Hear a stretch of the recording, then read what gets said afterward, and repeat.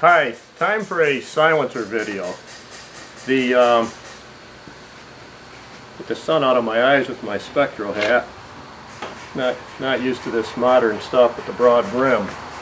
So, first I want everybody to repeat after me. This is an expansion chamber, also known as a tune pipe. This makes power. This is a muffler, also known as a silencer. This quiets the expansion chamber, does not make power, and in most cases you're going to lose power. So it's time for the video. I've had 10 calls today. How much horsepower does your silencer make? It matches stock horsepower, and it's a lot of work to do that. So let me explain a little something about pipes just for you guys that are clueless. And the reason you're clueless, there's so much false advertising out there, you're bombarded. The chat rooms are probably the worst. The guys selling silencers telling you how good they're working, guess what? They lost mile per hour out in the field. I just had a top tuner in, won't mention names or brands or anything, but he had an aftermarket silencer on a slightly modified motor. We popped the stock one on and picked it up 4 horse. So let me explain the pipe technology first. If you're a drag race guy or you live up in the mountains, factory skidoo is probably 1.5 millimeters tighter in the stinger, which is your outlet right here. Because the air is thinner, your motor isn't making as much power, doesn't have quite the airflow, you can tighten it up a little. If you're a drag race guy back east, we can tighten up 2 millimeters, which is the thickness of that washer. In 500 feet, we'll make 2 horse more. Run her down a lake a mile and you're going to lose the same 2 horse you gain.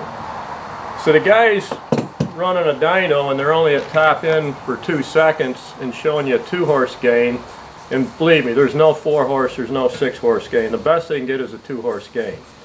So let's go to the technology behind the silencers.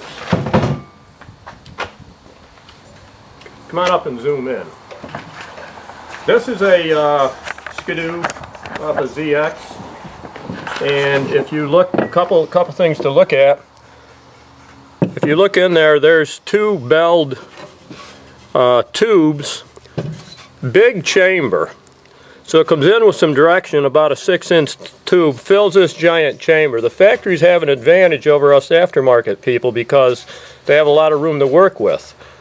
Their disadvantages are trying to keep it quiet. Now we drop into the second chamber, and a couple little tricks they use there. Again, a lot of volume. Volume can be key. If you look down in there, they put perforated at the outlet to knock the noise off. So if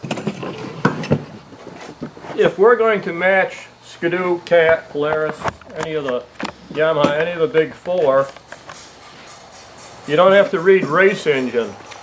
This is one of my favorite books, Technology on Formula One, all types of race motors, to know.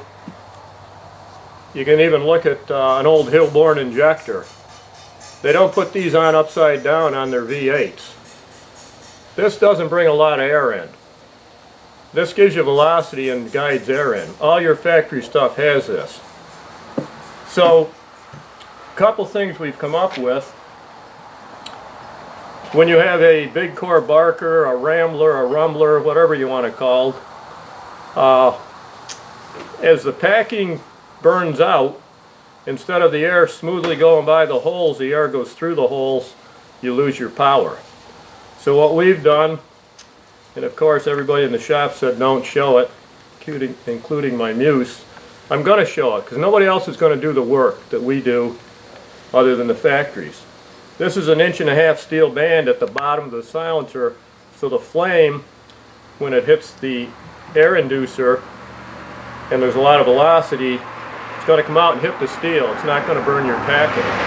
The other trick, unlike a motocross bike, we use high temp. This is 12 or 1300, very thick.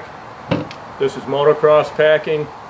Can't hold your motocross bike wide open for more than 2 or 3 seconds. You can hold your sled on a 5 or 6 mile lake. A lot more heat buildup. So we now have the band. A couple other things we've done. We make our own end caps, 16 gauge instead of 18 gauge, slight taper to it, something we come up with this year for strength so we can eliminate the brace. So here's the technology behind it so we can match OEM. 3-stage press, almost like a carb bell or a factory intake backwards. We flared it out a little more. That sets in the bottom of the silencer. The outlet, we use two things to do it. One, we look at the horsepower on the dyno. Two, we have a pressure gauge in the pipe. So again, unless you have this technology, the other thing, very smooth U-bend, guiding it into a big chamber. Again, a little bit like your stock. We're trying to have some volume in there. And we can match stock horsepower. We can't improve on it. Because, again, what's the answer? It's a muffler, not an expansion chamber. So let's go to some of the other little things that people don't realize. If you've seen our chambers, a lot of them look different. This is a big core Barker for a 14 to 16 E-Tech. Notice the sensor height is much shorter than the older 10.5 to 13. The reason being, Skidoo went in there, changed their parameters on the heat to the sensor. And again, everybody calls up and thinks this is a mass airflow sensor like your Mustang. No, this is a heat sensor, nothing to do with airflow. So when it reaches a certain temperature, it does two things. One, for starting, I believe they richen it up some for the choke circuit. Then when you get to temperature, it changes your mixture. And if it gets too hot, it's going to shut you down. So Skidoo actually had to come out with another program because a lot of the aftermarket people didn't have the height right on the newer ones. Plus the spring hook location is a little different. So that's some of the technology. The factories each year are making small changes to make the program a little cleaner. If you look at our new Axis silencers, same technology, but Polaris, completely different mount. This one here, because the older style cap, we've got the brace on it. Another thing, and I don't have a little spring hook to show you, but on a motocross bike, the spring hooks are half the thickness. Again, the vibration, the sustained wide open running, just like stock, we run thicker components. We run all the braces the same as stock, so you use the stock rubbers, all the same, the stock springs. So if you're a real hard trail rider in the bumps, it's going to stay in place. The other technology, these are the louder ones, which again, some of you guys want, but doesn't make you any faster, you just sound quick. Here's this is the one I really like. This is our trail silencer technology. If you want to zoom in, you can see a couple of things we've done.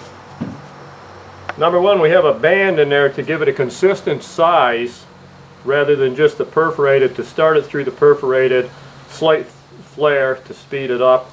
So the exhaust gas comes in, the U-bend, drops into here, again in the bigger part of the chamber, goes to the bottom, comes up this 16 gauge piece to exit. When it exits, this is a little bit, I believe, like a 440 Skidoo race muffler. We have perf that we press, expand in-house. Again, our flare, our velocity inducer with our correct size. Which brings another thing. We have come out for some of you big bore guys that are running compression on, say, an 880 or an 860. We have big bore mufflers. The only difference is the outlet's a couple millimeters bigger. So again, to get the good sound, we need the packing. So all this perf gets packed, not like I am doing it, but very tightly and filled with the high temp mat. Just to show you some of the differences, you're seeing your U-bend here on the Polaris Axis. Again, because of room, and you see the size of the can to get the volume, two pieces rolled and welded together.